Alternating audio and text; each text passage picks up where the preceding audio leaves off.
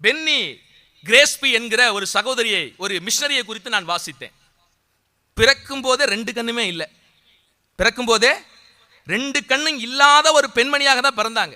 வாழ்க்கை அவங்களுக்கு எப்படி இருக்கும் பாருங்க. தம் பெத்த புள்ள எப்படி இருக்குன்னு தெரியாது. கட்டின புருஷன் எப்படி இருப்பான்னு தடவி மூக்க பார்க்க வேண்டியதான், தொட்டு தொட்டு மூக்க காது. இதுதான் தம் புருஷன் எப்படி இருப்பான், தம் பிள்ளை எப்படி இருப்பாங்க, அம்மா எப்படி இருப்பாங்க, அப்பா எப்படி இருப்பாங்க, எதுவுமே தெரியாது. வாழ்க்கை முழுவதும் இருட்டு. நீங்க ஒரு மணி நேரம் உங்க கண்ணை கட்டிக்கிட்டு வாழ்ந்து பாருங்களேன், வாழ்க்கை அந்த வழி எப்படின்னு தெரியும். ஒரு மணி நேரம் உங்க கண்ணை கட்டிக்கிட்டு வாழ்ந்து பாருங்க, அந்த வாழ்க்கை எப்படி இருக்குன்னு தெரியும். ஆனா அவங்க வாழ்க்கையில இயேசுவை விசுவாசிச்சாங்க, இயேசுவை நம்பினாங்க. இயேசுவை நம்ப வேண்டும் என்றால் ஆசீர்வாதம் வரணும், ஆசைப்பட்டதெல்லாம் கிடைக்கணும் இல்லைங்க.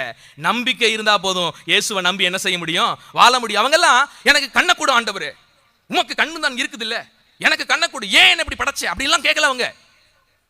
ஒருத்தவங்க பேட்டி எடுக்கிறாங்க, அம்மா உங்களை ஆண்டவர் உருவாக்கும் போதே 2 கண்ணும் இல்லாம பிறக்க வச்சுட்டாரே, ஆனா இந்த இயேசு நல்லவர் நல்லவர் நல்லவர் என்று பேசிக்கொண்டு இருக்கிறீங்களே, எப்படி உங்களால பேச முடியுதுமா, எப்படி உங்களால பேச முடியுது? அதுக்கு பென்னி அந்த அம்மா ஃபன்னி அம்மான்னு சொன்னாங்களா, ஐயா கண் இருக்கிறவன் எத்தனையோ பேர் கன்றாவியெல்லாம் பார்த்துக்கிட்டு இருக்கான் ஐயா. இந்த கண்ணினால எத்தனையோ பாவத்தை இந்த உலக மக்கள் செஞ்சுக்கிட்டு இருக்கான் ஐயா. இந்த உலகத்துல எந்த பாவத்தையும் பாவியையும் பார்க்காம என் கண்ணை ஆண்டவர் அடைச்சி போட்டதை நான் ஆசீர்வாதமா நினைக்கிறேன். நாங்க அல்லேலூயா சொல்லுங்க பார்ப்போம். கர்த்தரை உயர்த்துறதுக்கு உங்க சூழ்நிலை முக்கியம் இல்லையா, ஆண்டவர் மேல விசுவாசம் வச்சிருக்கா முக்கியம். இன்னைக்கு பல நாடுகளிலே நம்பிக்கையற்ற மக்களுக்கு ஒளியாய் திகழ்கிறாங்க இந்த மிஷனரி அம்மா.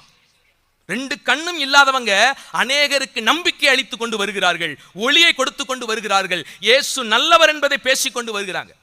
இன்னைக்கு உங்களுக்கெல்லாம் நல்ல ஆரோக்கியத்தை கொடுத்திருக்கிறாரு, நல்ல தாய் தகப்பனை கொடுத்திருக்கிறாரு, நல்ல சொந்த பந்தங்களை கொடுத்திருக்கிறாரு. யோசிச்சு பாருங்க எவ்வளவு நன்மைகளை இயேசு கொடுத்திருக்கிறாருன்னு. ஆண்டவர் கொடுத்த நன்மையை அனுபவித்து நன்மைக்கு நன்றி செலுத்தி நம்ம ஓடாம எது என்கிட்ட இல்லையோ அது மேலதான் என்ன வர்றது?